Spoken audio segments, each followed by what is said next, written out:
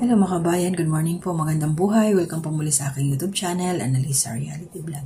Panibagong reaction, sariling opinion po yung gagawin ko ngayon bago ako matulog.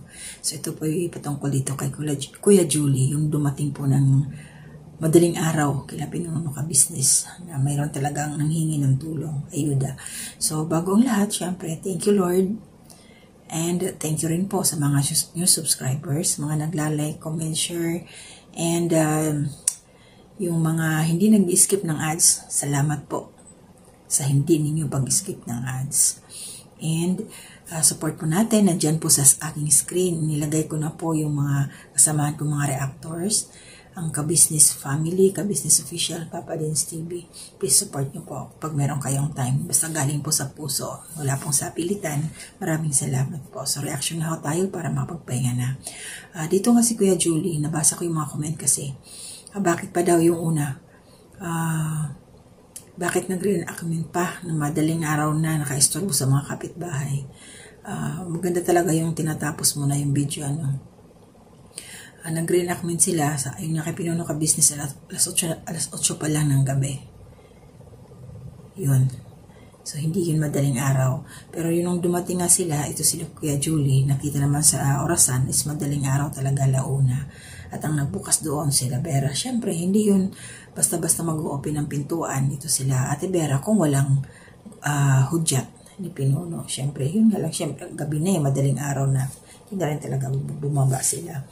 Ayun, pinapasok kasi kilala naman ito si Kuya Julie at nag-message naman pala ito kay Mrs. Ka Business pero walang confirmation kung anong oras darating. Kasi hindi rin alam ni Kuya kung anong oras ang dating nila kasi nga door-to-door ang kanilang sinakyan kung sino yung mga pasahero doon sa loob, ihahatid yun pa isa-isa kung saan sila bababa, kung saan ang pinakamalapit, pinakamalayo, kung sino yung pwedeng ihuli na dadaanan on the way pauwi ng van. Kaya nahuli sila Kuya Julie, inabot sila ng ganong oras. Wala silang choice kasi ang sinakyan nga nila ay door-to-door. Yun ang talaga sa probinsya para dun sa mga hindi nakakaalam. Kasi ako nakasakay na din ako ng ganyan. From Leyte to sa Cubao nga lang kami bumaba eh. Hindi na kami nagpadiretso doon sa bahay. Cubao lang. Kahit door-to-door pa yun.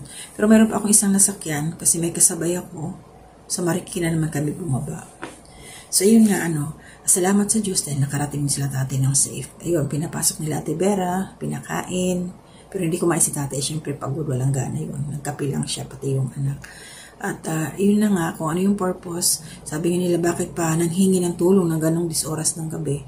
Eh siguro, sa totoo lang, mahirap kasi nga may diferensya si tatay, bulag. Kasama pa niya babae, anak. Delikado talaga yung ganon. Pero mas gusto nila na personal na makausap si Pinuno Ka Business dahil nga doon sa kailangan nila ng pampagawa ng bahay. Akala nga ni Pinuno na kailangan lang ng manpower, taong tutulong para magbuhat. Ililipat lang yung bahay doon sa kabilang lupa. Yung pala hindi na materialis talaga. Hindi madiretso ni tatay eh. Kasi hindi na nga mabubunot. Ang mga poste mabunot man yun, hindi na siya pwedeng gamitin. Kasi ayaw nga sa kanya yung mga bulok na. So ang tanong, saan kaya sila lilipat? Siguro may mga magagamit pa yun doon sa lumang bahay nila. Pero hindi natin alam kung ano yung tsura. Wala namang Pero malalaman na lang natin to kung ano yung magiging action ni Pinuno Ka Business. So antayin na lang natin kung ano yung update. At least nasabi na ni Tatay Julie kung ano yung talagang sadya niya. Personal niya talagang nila pinuntahan si Pinuno Ka Business. Naninigurado kasi nga mahirap talaga yung wala ka na matitirahan. Yun talaga yung pinakamahirap sa lahat. At wala kang trabaho tapos ganyan lang, hirap talaga. So, naiintindihan ko yung ganong sitwasyon na kailangan pag nanghingi ka ng tulong, doon ka talaga. At maaari personal ikaw ang magsasabi kaysa sa tawag-tawag lang. Pero, depende kasi sa sitwasyon si tatay bulag. Sana hindi na lang sila nagbiyahe. Sige, ito na muna ang aking reaction ng mga kababayan. Pasalamat lang tayo dahil nagkita si Pinuno Ka Business at saka si Kuya Julie at saka si Angela ng ligtas ang mag-ama na nakarating sa bahay ni Ka Business sa ganong 10 oras na ng gabi. So, shoutout lang po ako. Maraming salamat sa suporta ninyo sa akin. Siyempre, si Ate Marilyn, good morning po. Shoutout. Ate Ninette, shoutout po. Thank you so much sa patuloy ninyong suporta sa akin. And welcome po, and shout out kay Kabayan Sara. And also, once again, welcome back, best friend Italy. Ma'am, salamat po sa support.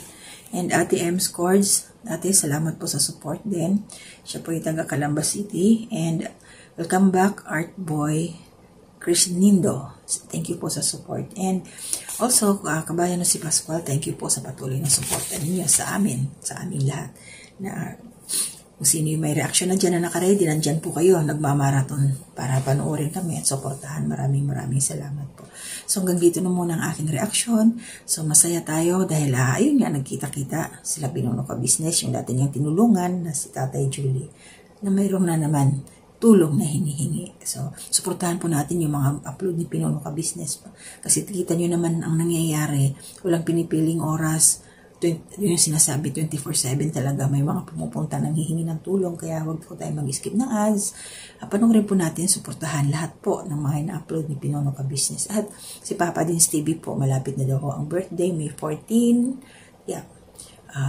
Sana maabot din ng 200k subscribers. Sa akin po, okay na ako sa 3K pagdating ng May 3. Maraming salamat po. So hanggang dito na muna at gabayan tayo ni Lord. To God be the glory.